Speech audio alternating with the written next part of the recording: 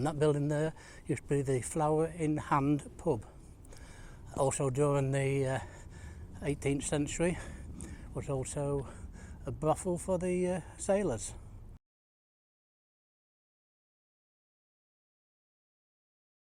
It's very quiet on the harbour and seafront now, getting near the end of the season.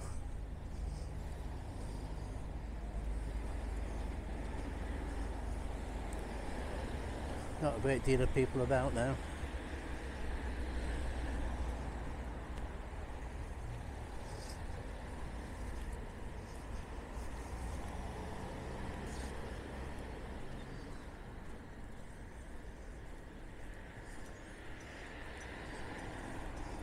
Looks like the tide's just coming in.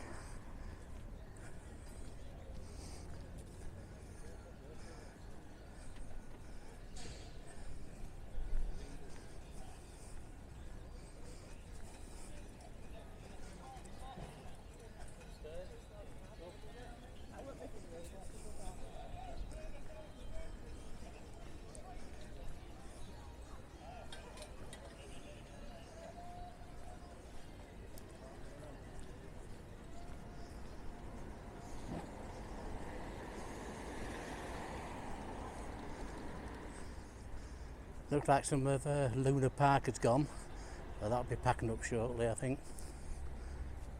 Another couple of weeks, I think, is left there.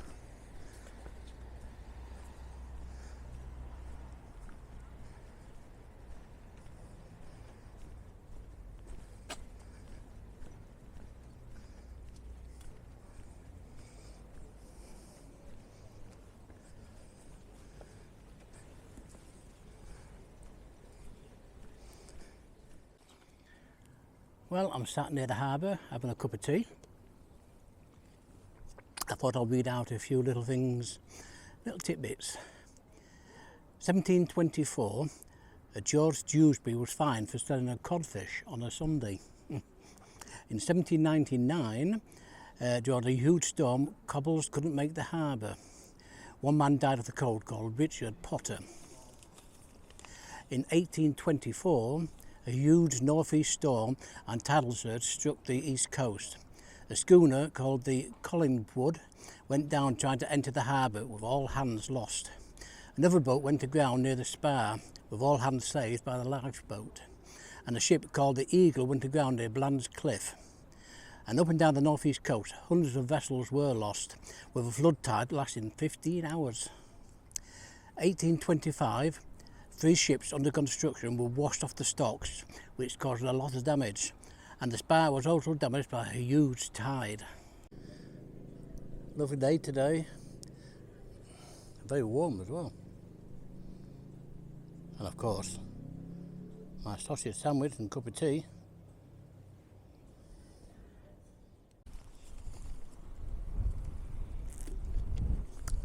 Right, let's continue. Mary Woodhall was blown from the pier and she drowned in 1840. In 1866, 14 men were brought ashore from a boat called the St. Joseph, which came from France. They had cholera and were treated at the old workhouse. The owners of the ship later sent their thanks with a plaque from the fishermen from France. In 1878, a man was struck by lightning while boating nearby. In 1880, a huge storm drove 9 vessels ashore. The lifeboat proved itself several times. Sometimes vessels were going ashore too quickly for the lifeboat to keep up with them. And a widow is said to have spontaneously combusted.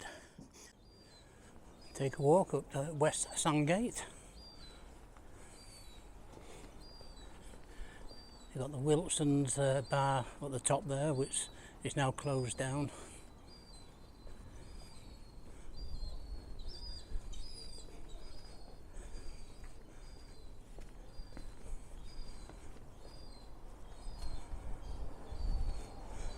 And you've got the Buttercross, where the old market used to be, selling veg.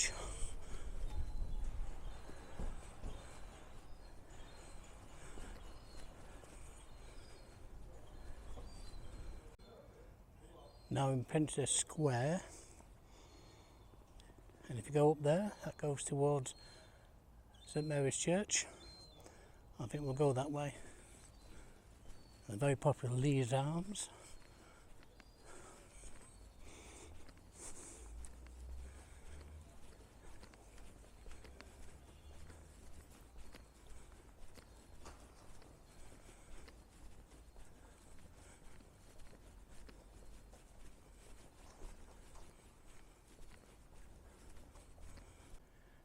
Great view of the South Bay from St Mary's Street.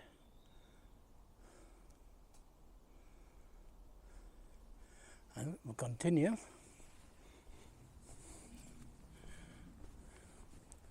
up the many steps.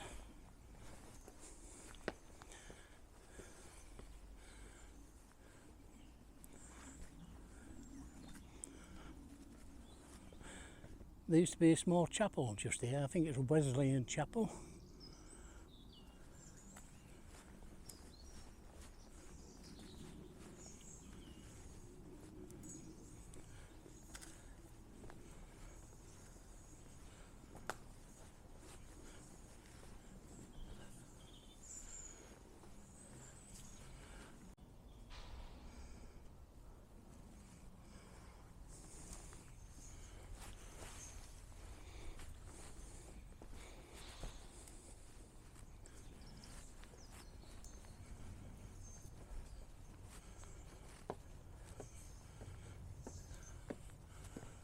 And some more steps.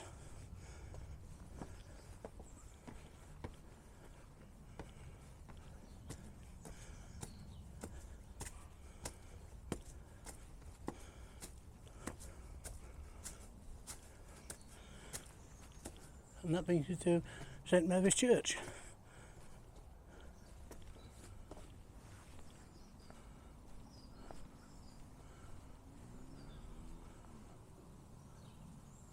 I'm in St Mary's churchyard, and I've got a couple of more snippets to read out. In 1694, John Collins was executed at York for stealing lead copper from St Mary's church roof. And in 1809, a body was snatched from St Mary's graveyard by the barracks surgeon at the castle. After an investigation, the surgeon was removed from his post. You've got great views from St Mary's Church. That's the South Bay over there. In 1769, a Valentine Bailey was executed for the murder of Gin Smith of Scarborough. He was a customs officer on the steps of Dog and Duck Lane. On the passing of sentence, he knocked over the woman who gave evidence against him. She was a former member of his smuggling gang. Well, this is Leading Post Street. It's named after a post that was used to help pull goods up the cliff.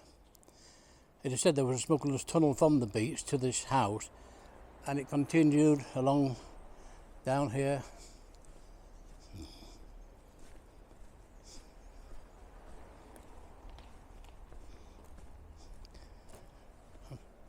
Along Merchants Row to Quay Street, with an entrance coming out at the Free Mariners Inn. And it went on to the Castle Headland. I wonder if any of it still exists.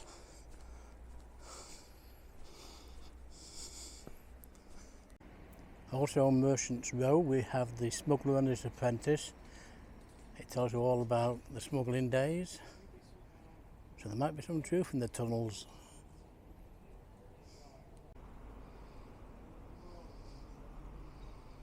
I'm going to start my walk on Eastborough. I'm going up Paris Hill.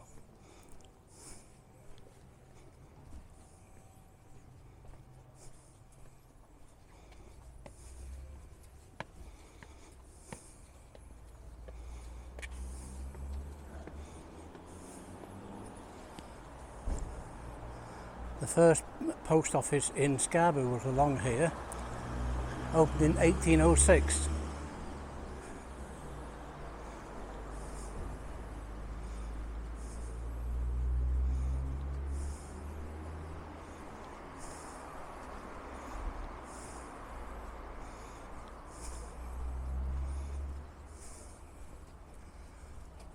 And that brings us to Palace Hill Lane, which is just here.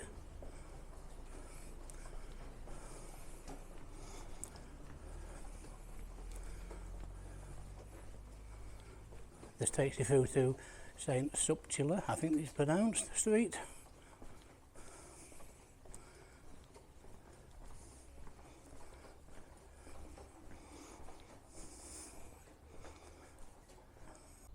You've got a nice view of the castle from here. As we walk down Princess Street, many of these houses were built in the 1700s.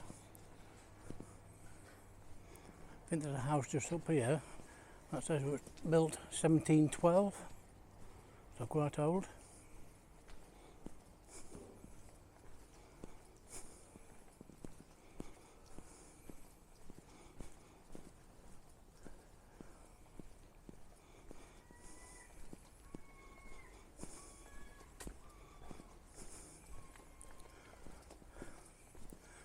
Don't know if you noticed, but some of the windows have been blocked up. That was to escape the window tax in the 1700s.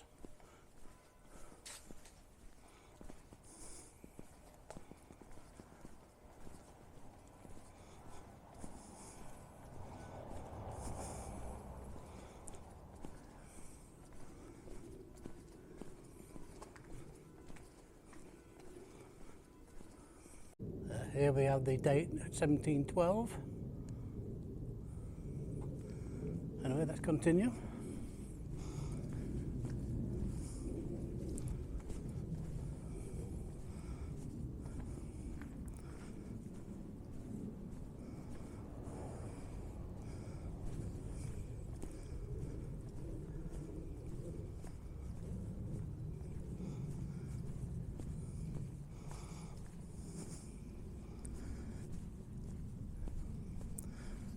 Now when you reach Burbank, turn left.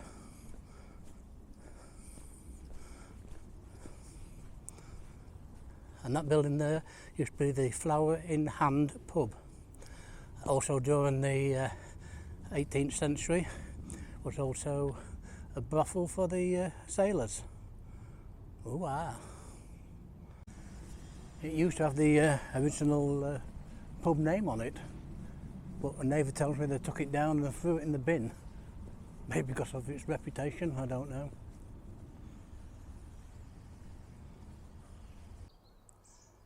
Well, I'm ending my walk just here at Paradise. Time to go down for the seafront for another cup of tea. See you next time.